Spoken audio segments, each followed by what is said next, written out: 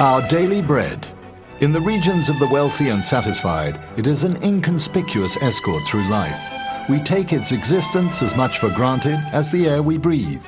Available anytime and in almost unimaginable diversity, bread is consumed by us as a casual food.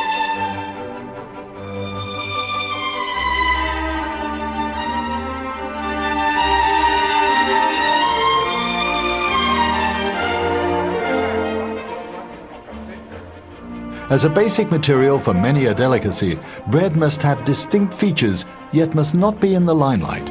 It is to behave like an ideal accompanist, aiding the singer through the evening.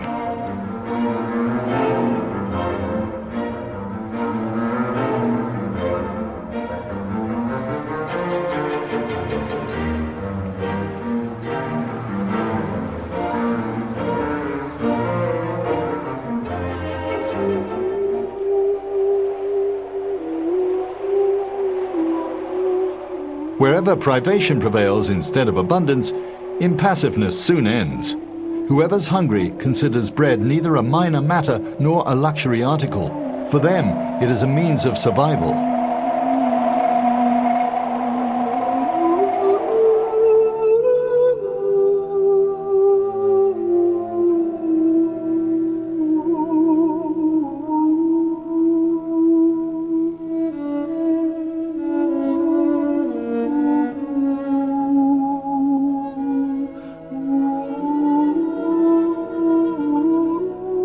The biblical scenario of the end of paradise foresees that we earn our daily bread in the sweat of our face.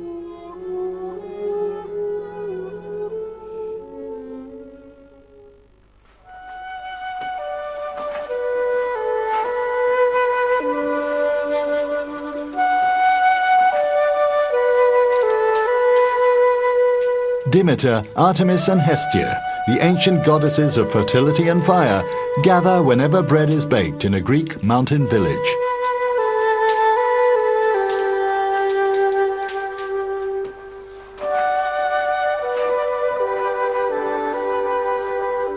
The silence in which these women work is based on the trust in ancient traditions passed on orally over many generations.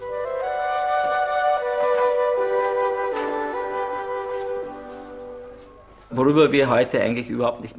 God, we nowadays no longer have to rack our heads about the fact that the history of man is virtually the history of hunger. There was always too little to eat, and almost 90% of all people never had enough to eat. And it was of course extremely important for any system or type of government to warrant the population's adequate supply, and then at low prices. There are no more famines in the Europe of today, but it used to be the scourge of mankind in this country.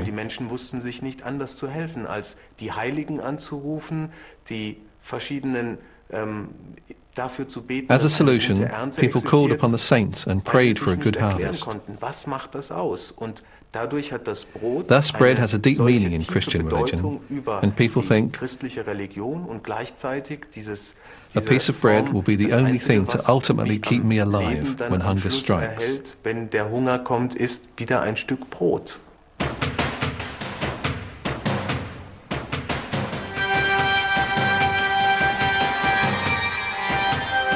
The history of man, depicted by artists time and again, is the cruel history of hunger.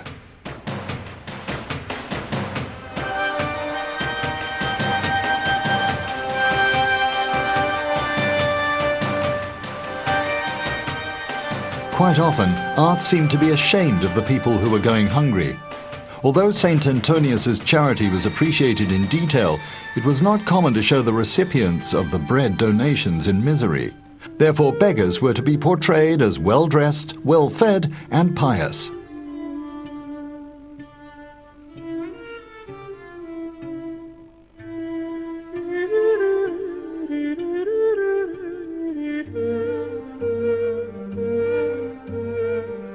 In the middle of the 17th century, the Flemish painter Jacob Jordens painted the generally accepted social norm still valid today. Whoever has bread has power.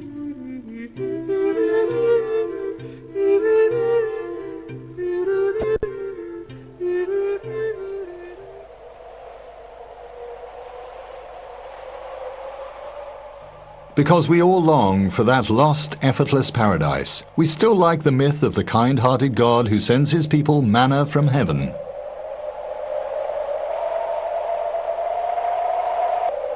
Less spiritually romantic, yet more reliable, is to take care of one's own bread.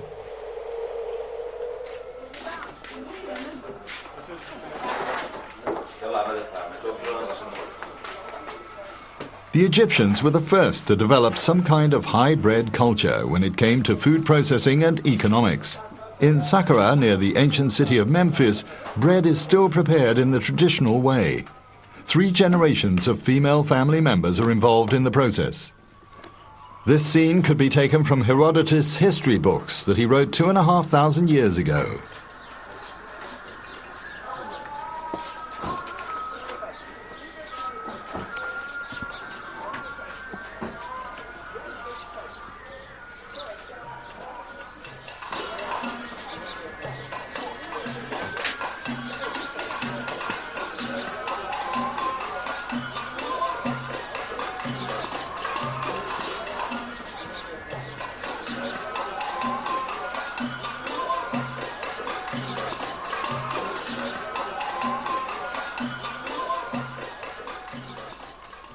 Time and again, accounts of the ancient Egyptians' bread were copied, commented on, and used as teaching material, from Herodotus through Roman authors to the chronicles of medieval monasteries.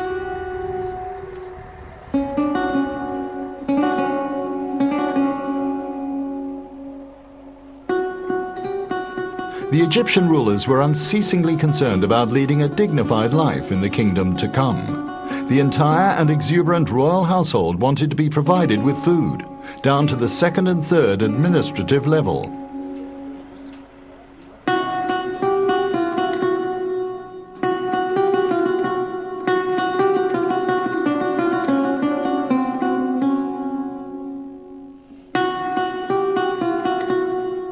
A crop mummy. Different seeds, covered by consecrated cloths showing the image of the tutelary deity, were to serve the noble dead as supplies in a luxury cult wrapping. This rare piece is an exhibit of the Museum for Bread Culture in Ulm.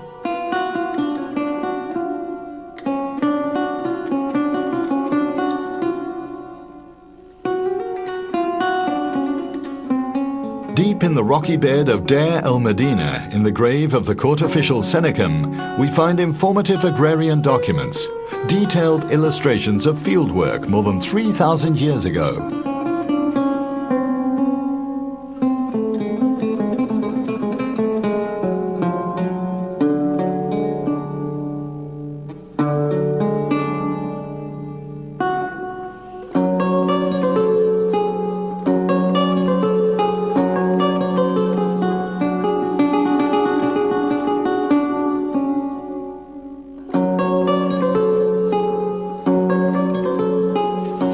Near the historic sites, in the fertile shoreland along the Nile, fields are today similarly cultivated, as is depicted on the walls of the ancient grave.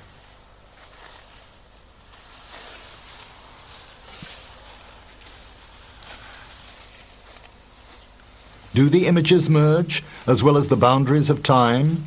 Where does the Pharaoh's Egypt end, and where do modern times begin?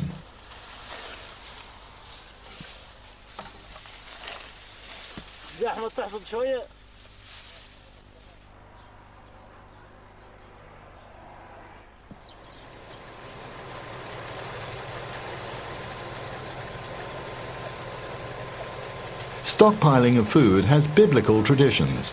Once an Israelite by the name of Joseph ended up at the Pharaoh's court after a crime had occurred in his family. He became known as dream reader and political advisor.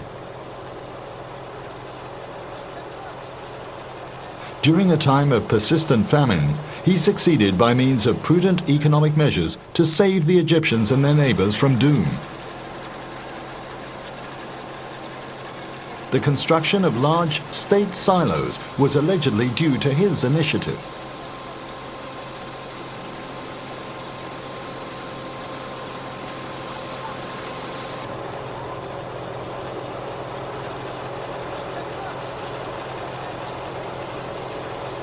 In Egypt, bread is still a survival food, a parameter for social peace.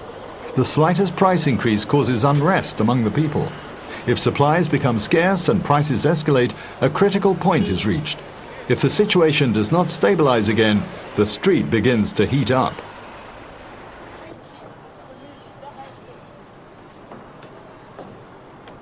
A population that critically observes the mass production of bread is a token of the justified fear of hunger in Cairo as in many other cities of the world. Only in the relatively stable Europe we've forgotten what it means if bread becomes expensive and scarce. Our social seismograph has long ceased to react to the price of bread.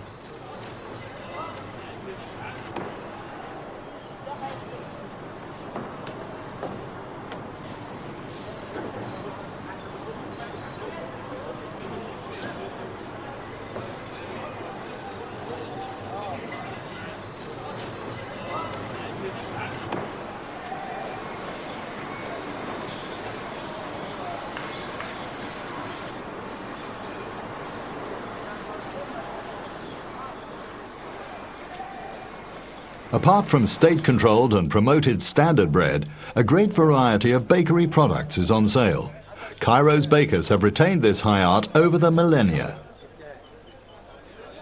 Promenading through the little markets of the big city, scents, still warm from the oven, blow seductively from little shops.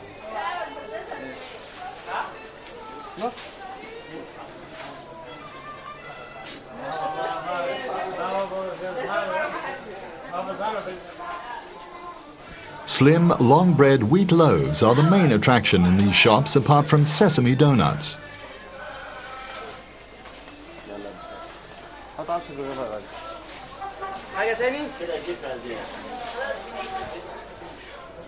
The French call them baguettes and claim to be their inventors, yet the Pharaoh's court bakers produced them when France was not even called Gaul.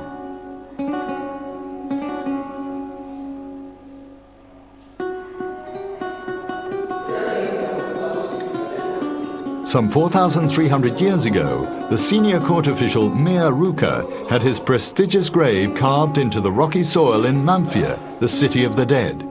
His Highness probably enjoyed good food. In long columns, carrier servants brought vegetables, bread and poultry.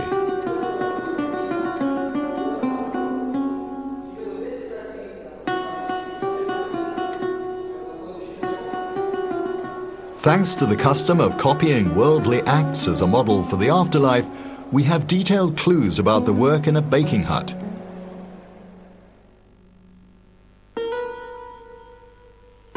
Many civilizations know similar burial objects, from East Asia to Africa and Northern Europe.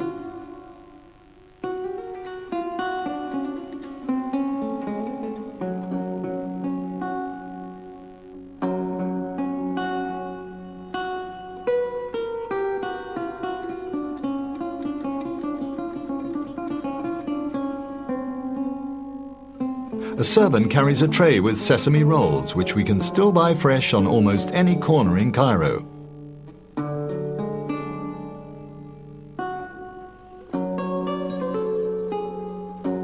Fresh as today, the bread of the early years. Flatbread and croissants, as they probably were served to Herodotus when he traveled through Egypt in 400 BC. The ancient Egyptians made bread from wheat flour or barley flour or mix it. In ancient times, we have evidence for the beginning of knowing ancient Egyptian making bread, such as a grinding stone from Upper Paleolithic period from the Western Desert at Farafra Oasis, about 15,000 years ago. About bread also, in ancient times, they added to it the flour of fenugreek so as to make its percent of protein high, and the same way to make it last more time, not rotten away or infested by bacteria or anything like that. At the same time, they knew putting yeast for the dough to make it ferment to have a good bread in ancient times.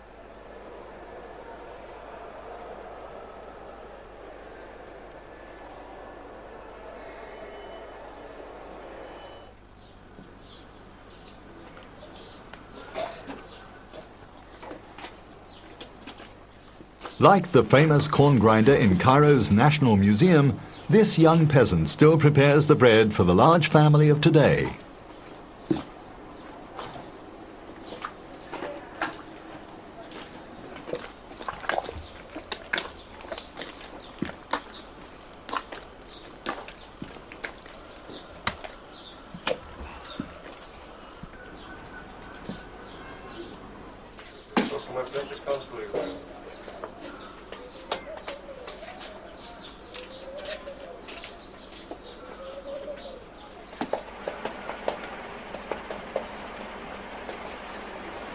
Ancient Egypt knew some 30 types of bread.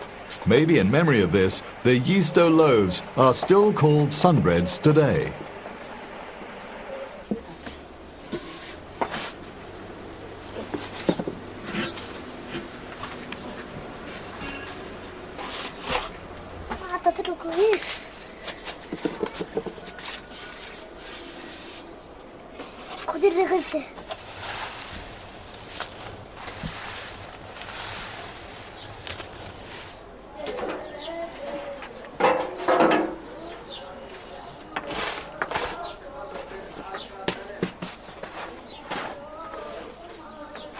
Auch während der Zeit der Pharaonen gab es Trockenheit. Man wusste nicht genau, wie die. Also, in the times of the pharaohs, there were droughts. Nobody knew exactly about the chemical, physical processes connected with the baking of bread. Knowledge about sourdough and yeast was only speculative. What the bakers did was learned by doing. They made progress through what they had experienced, but could not explain it scientifically. 100 years ago, when our country had a wet summer, the bread probably did not taste as good, because the flour did not have the same quality as in a dry summer. And during the past 100 years, we gained a lot of knowledge. Today, scientific method spoils us with bread from standardized flour, in a quality we never found over the past 6,000 years. There were probably phases with good bread, but not all the time. And we must admit that today we live in a bread paradise, as our ancestors would never have pictured it. Wie es wahrscheinlich unsere Vorfahren sich haben nie vorstellen können.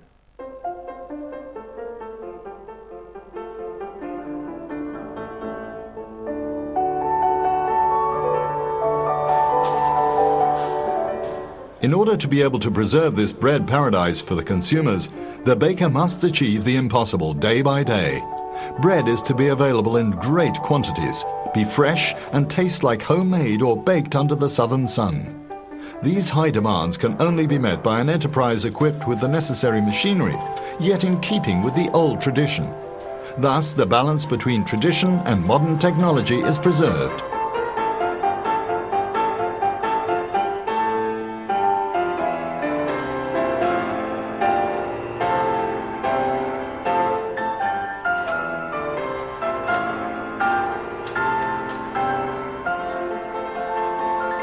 In competing for the local clientele, new products are created by bakers.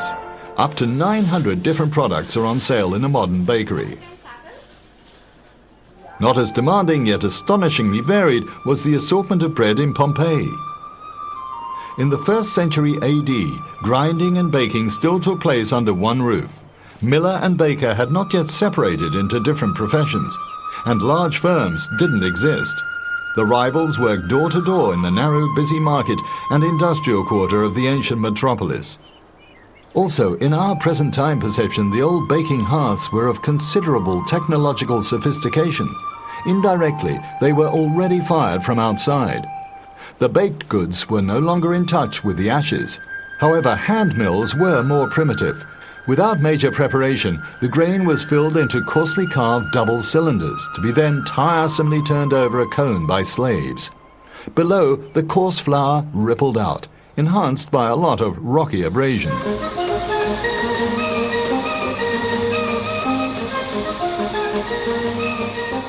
In modern milling, purity of the basic material grain is the highest maxim. Inevitable stones and other alien substances are removed in several working steps.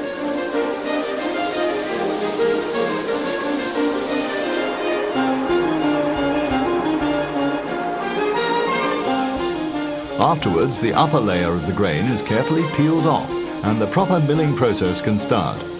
Impeccably clean and subject to controls at every step, the refined flour is sent through several computerized milling procedures.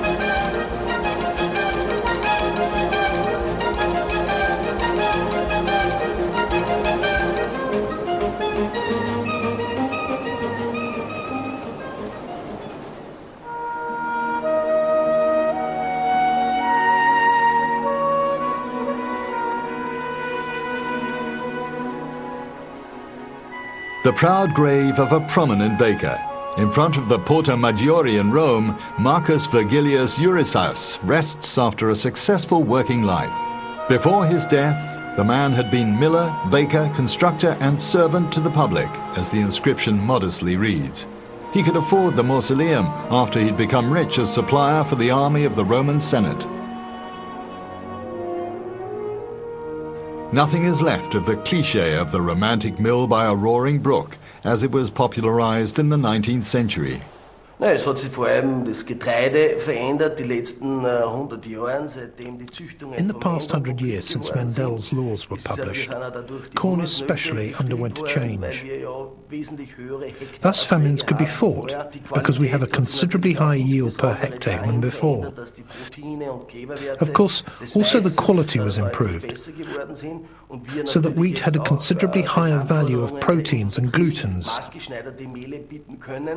And now we can supply tailored flours for the demands of industry. Dementsprechend mit maßgeschneiderten Mehlen zu beschicken. Bei uns wird jede einkommende Getreidepartie, bevor sie in den Silo In our eingelagert laboratory, wird, we examine auf every verschiedenste incoming Merkmale corn lot untersucht for in unserem specific Labor. characteristics Es werden before auch they are während des sorted in our silo. Vermahlungsprozesses verschiedenste We also undertake very different inline controls during the milling process. This means we examine how evenly protein is distributed, how constant the size of the grains are. Finally, the product is controlled again and then sorted in the package silos before being delivered to the customer. Every client receives a quality certificate listing the parameters of the lot.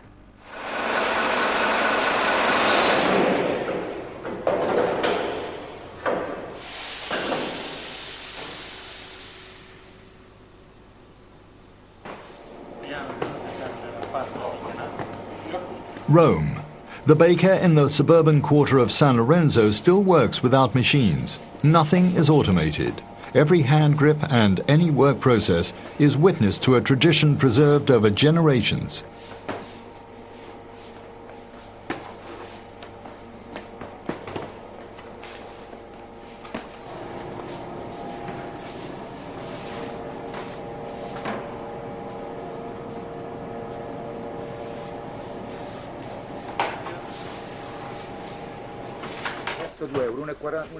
Young people, employees and pensioners appreciate the baked goods, airy, light and lightly salted.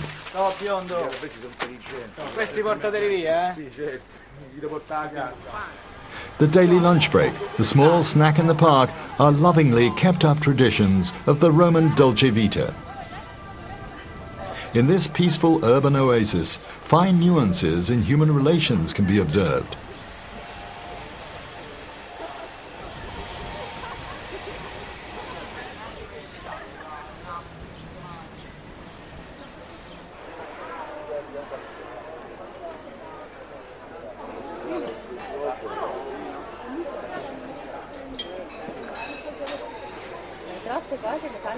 Mediterranean lifestyle finds its expression in the preparation of food and probably even more so in the way of eating. Whoever gets lost in the tangle of trays and plates or is without orientation in the chaos of delicious main courses and delicate side dishes has no eyes for his surroundings.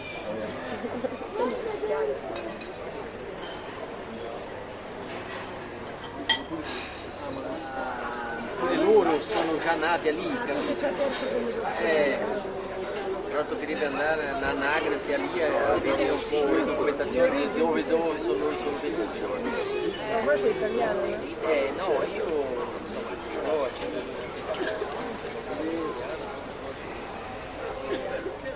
Regardless of any epoch, philosophers, founders of religion and potentates knew about how eating and drinking keep body and soul together. Since the beginning of time, bread has enjoyed an outstanding position. In the Eucharist of Christian teachings, it turns into a survival food in the spiritual sense.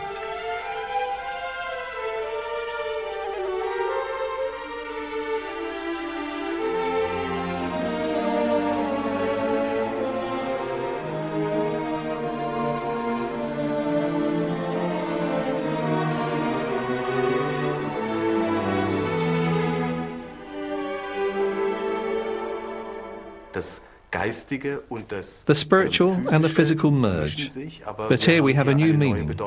Earlier, in the Old Testament, bread had the meaning of food item, and then suddenly it becomes the centre of life, and thus we have a bread culture.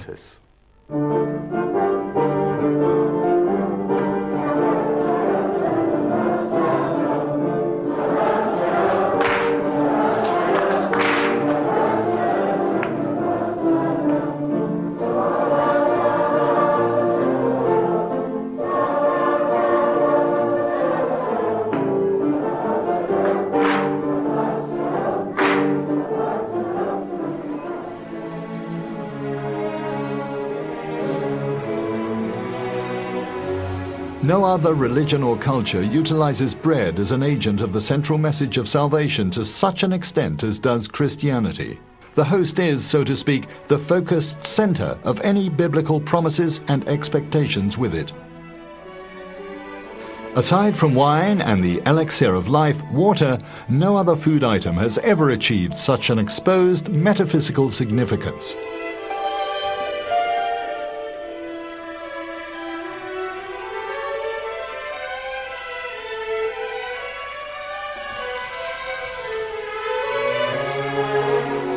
The key scene of Christian teaching is a joint supper, a law that untiringly adheres to an error.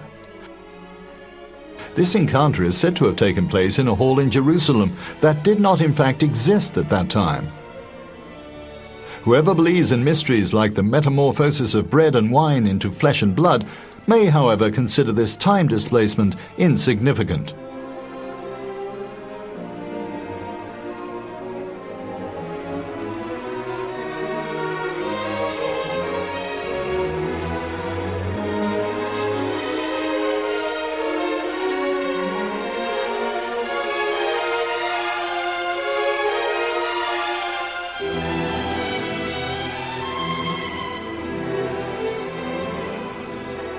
Delicate tools for a delicate task. With high accuracy, host irons were to bake the small round oblates. The dough, however, had to fulfill an indispensable condition. As a baked item, it was not allowed to crumble, and no particle could get lost.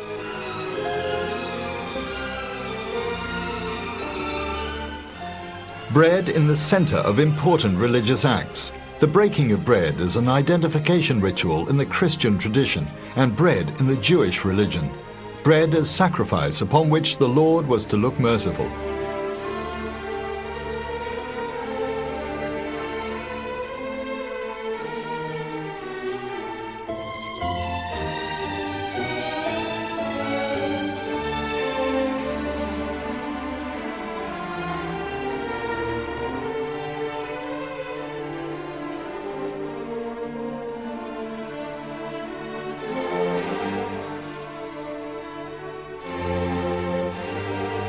Early in the morning, when in a medieval town the baker had done his work, he blew the horn to summon the housewives.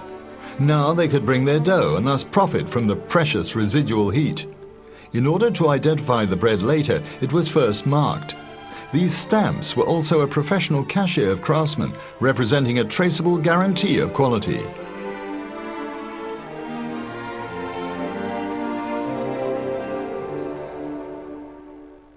Die Zünfte boten dem The guilds offer their members the advantage of having a relatively secure income.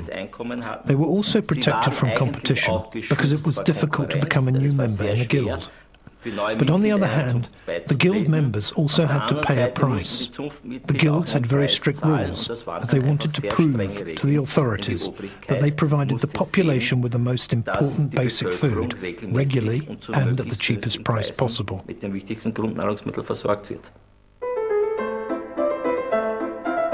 Due to their exceptional position, bakers were highly respected and often even became rich.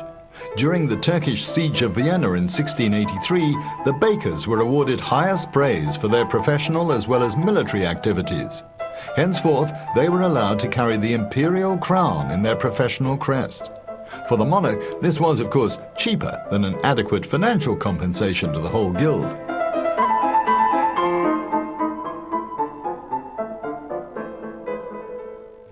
On the eve of the French Revolution, Marie Antoinette, the unloved Autrichienne, allegedly recommended to the surprised hungry inhabitants of Paris, if they have no bread, they shall eat cake.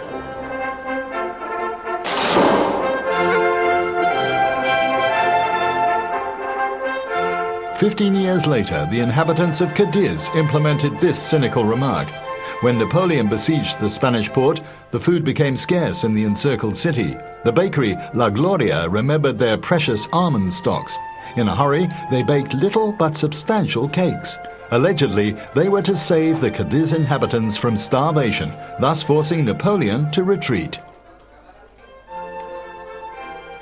To commemorate this event, the La Gloria bakes the Pan de Cadiz today, a delicious luxury brick from marzipan, rich in calories, the copy of a little bread.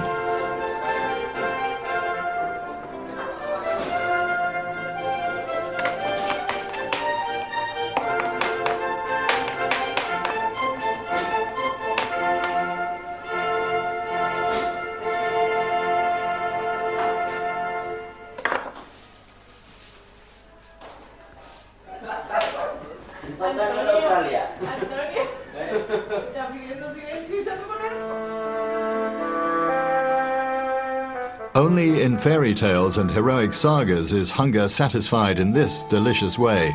The reality of hunger is biting pain, anger, and ultimately agony.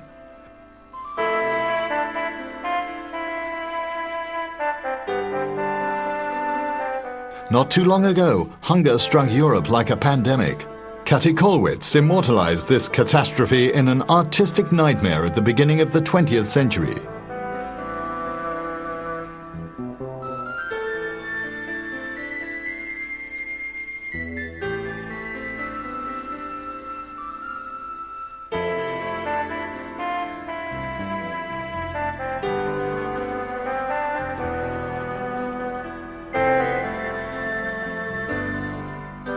Pieces of bark, sawdust. For a satiated person, it's hardly imaginable how determined people can be if they have to enrich the scarce flour with these materials in order to survive.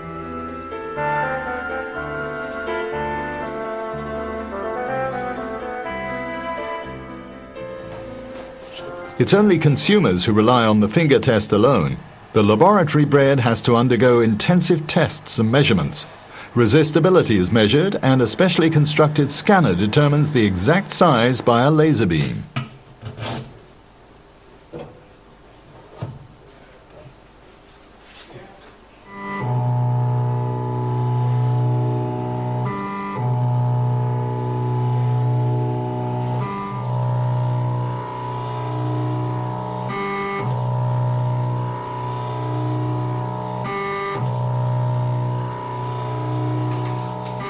I believe food is generally an answer to social circumstances, and our times change very fast, almost from day to day.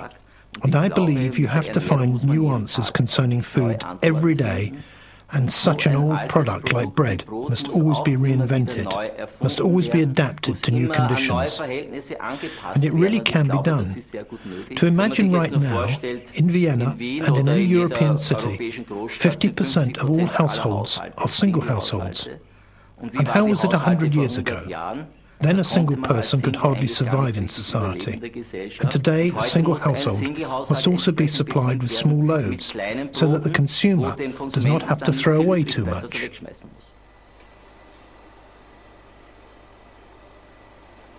With the help of baking additives, it's possible to determine how the dough will react by weight and time. Thus, the bread is refined and exactly adjusted to suit the taste of the consumer.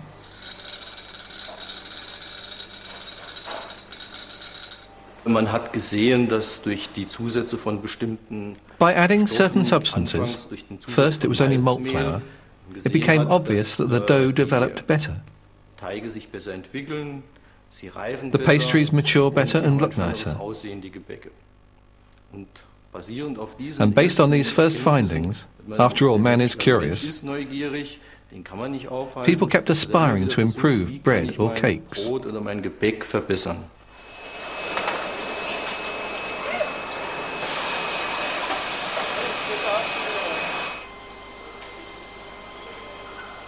The market demand for new types of bread and pastry varieties is so enormous that the individual baker can hardly meet this demand on his own.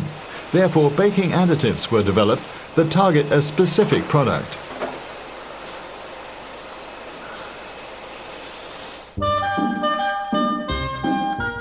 A healthy baking mix from Upper Austria is on an unparalleled victory march through 40 countries.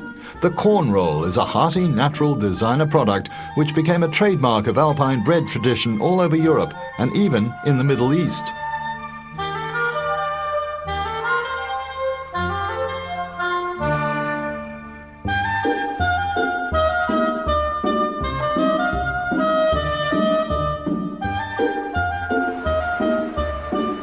In Asten, near Linz, the baker family Augendoppler built a research institute, the House of Bread. In a library, valuable history books, folios and documents are stored that deal with the history of bread. Test bakeries constantly develop new products. The soul of the house is the auditorium. Here, guests from all over the world are taught professional competence and understanding on the sensitive nature of bread. Der nächste Punkt wäre, ich habe eine leichtere Fertigung, weil ich größere Chargen produzieren kann. I can produce several lots one after another, and I can achieve a better quality. Eine gleichmäßigere Qualität erzeugen. In the family Augendoppler's House of Bread, experts from all over the world are informed about the latest findings. However, the Viennese baker family Struck teaches curious consumers to be, in primary school, the ancient history of bread in an easily understandable way.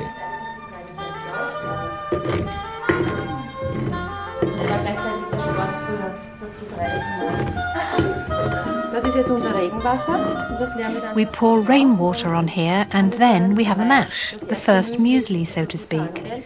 So this wonderful invention made people very, very happy. Then there was another step. Sometimes people forgot to dry the bread and left it out overnight. When they finished it the next day, it was suddenly much softer, could easier be chewed and was more digestible. This was because the air had penetrated the dough together with germs, microorganisms. This natural yeast multiplied and made the dough fluffier. It was the invention of bread.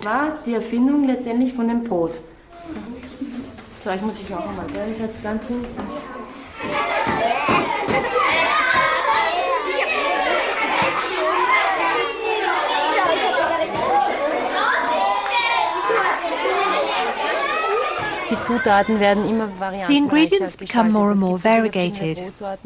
There are so many different types of bread. Also, substances like omega-3 fatty acids are added, as they have a positive effect on the circulatory system.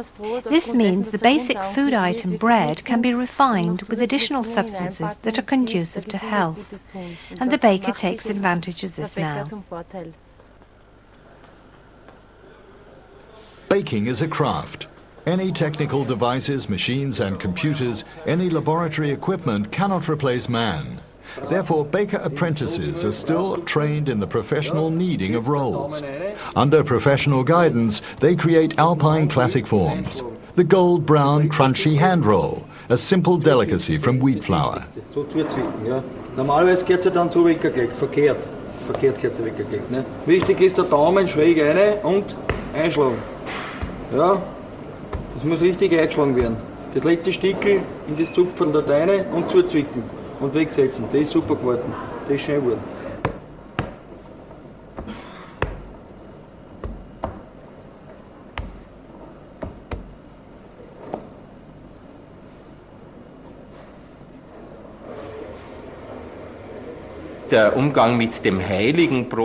Dealing with the sacred bread and the sacred food item makes way for a very banal one. Increasingly, the Big Mac replaces bread, which was holy until the beginning of the 20th century. And the Big Mac is as disposable as almost any other throwaway item.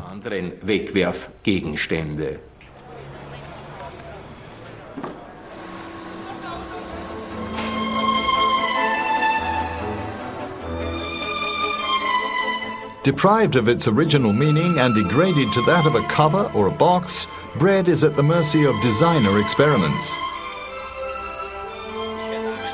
The French couturier Jean-Paul Gaultier radicalized the use of this survival food in an exhibition by the Fondation Cartier in Paris. He reduced it to a mere material function, mixing art, cult and kitsch into a PR spectacle at the limit of good taste. Dresses, underwear and shoes were made from bread dough, bread that is no longer a food item and clothes are no longer to wear. Thus, even the cover is deprived of its function.